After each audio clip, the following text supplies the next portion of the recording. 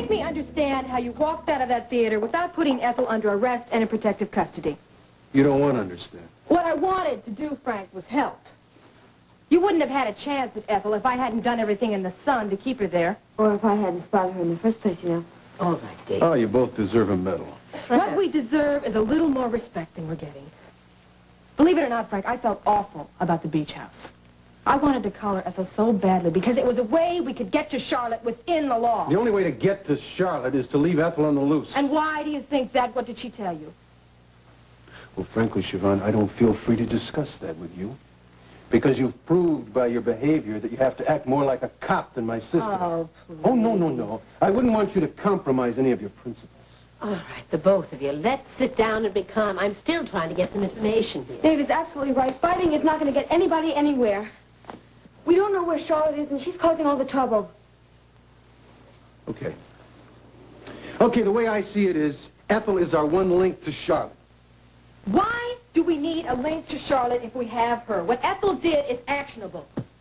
We tell her if she cooperates, we'll see that she's well treated. We call a press conference. Ethel makes a statement. The handwriting experts make a statement that all Charlotte's documents were forged. You are proven completely innocent in a very injured party and are free to go live your life, marry Jill, run for the Senate, or whatever And your heart Charlotte desires. gets off scot-free? No!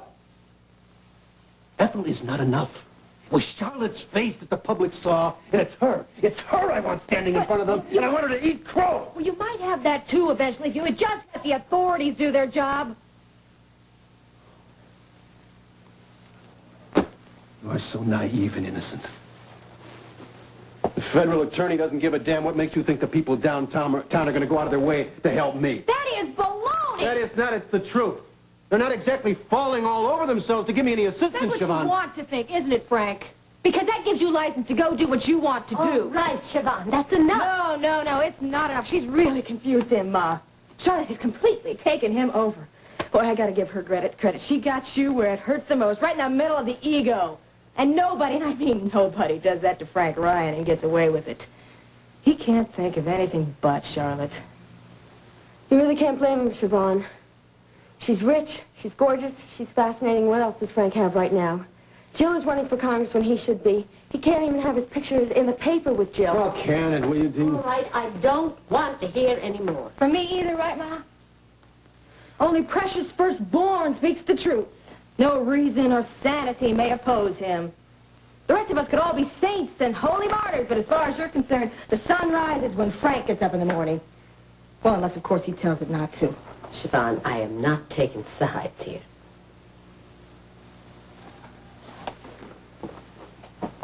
Why must that girl behave like this now? I'm going to go talk to her. I don't believe in what she's saying sometimes, but I know how to talk to her. Okay. Francis. Well, it looks like the light of your eyes is causing a hell of a lot of grief around here. The light of my eyes is not responsible. That woman is. Francis, I'm going to ask you to do something. If not for yourself, for me.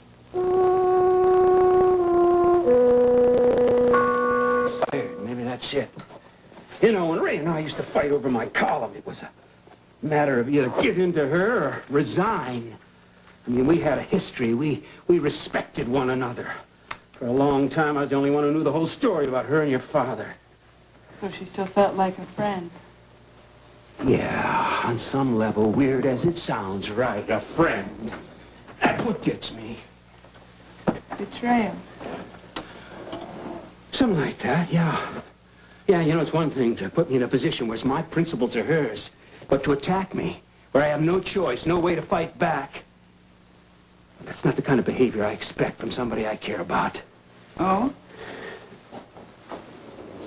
Oh, what? What? Isn't it obvious? I mean, you've been betrayed so many times by people that... women you care about. Well, Jack...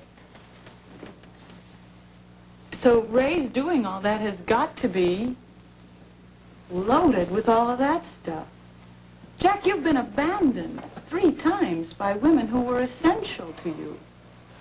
Your mother died. You tell me you turned into a 3-year-old terror.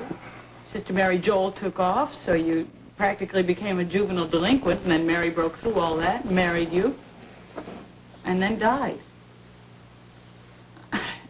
There had to be masses of anger about that, too. No? No. Yes and no. Well, what happened? I mean, if you want to tell me. Well, I don't remember.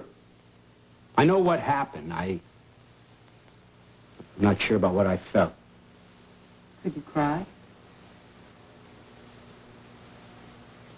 Not at first. Not till after the funeral. Then I don't know. There were some fights. With who? Anybody handy? Here's a swell thing I did. I dumped my daughter. Great guy, huh? Threw to Maeve and Johnny, and then I cut out. It sounds like a very responsible and loving thing to do. And I tied one on one night at the San Gennaro Social Club. Frank and Jill had to get me out of jail. And then I cut out again, and then Ryan got sick. And I came running. What a surprise. Moved in with the Ryans. Johnny and I nearly killed one another. And I started to dig out the basic facts behind Mary's death and find out who was responsible. So all the anger got directed in that way. It was a bad time. So you took it out on everyone but the one who was responsible.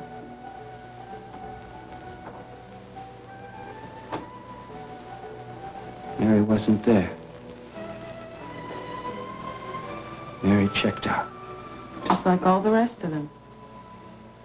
But it hurt more. Because you'd given her more. I made some basic changes, yeah. For her sake? It's no wonder you're mad. No, for both of ours. I mean, I could never handle Ryan now if I hadn't changed. She didn't keep her part of the bargain, no. I mean, where is Mary, huh? Gone. Dead. Come on, Finelli. Come on, be yourself. Just be. Give me some. Share. Here's the kid. Nice kid. Come on. Come on, we'll bring her up together. We'll fight, we'll make up, and we'll have some more kids, and we'll grow old together. Oh, sorry, can't stick around for the end of the show. So long, Finelli. Take care, kid. Take care. Take care of yourself. Thanks, Mayor. Thanks a lot.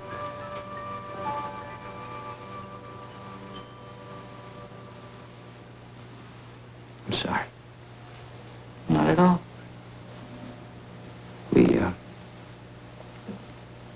We were talking about Ray Woodard. It's all of a piece. I guess so, must be, because I feel better about her anyway. Well, that's something. Maybe you can help me out now. I feel madder at Ray Woodard than I ever did.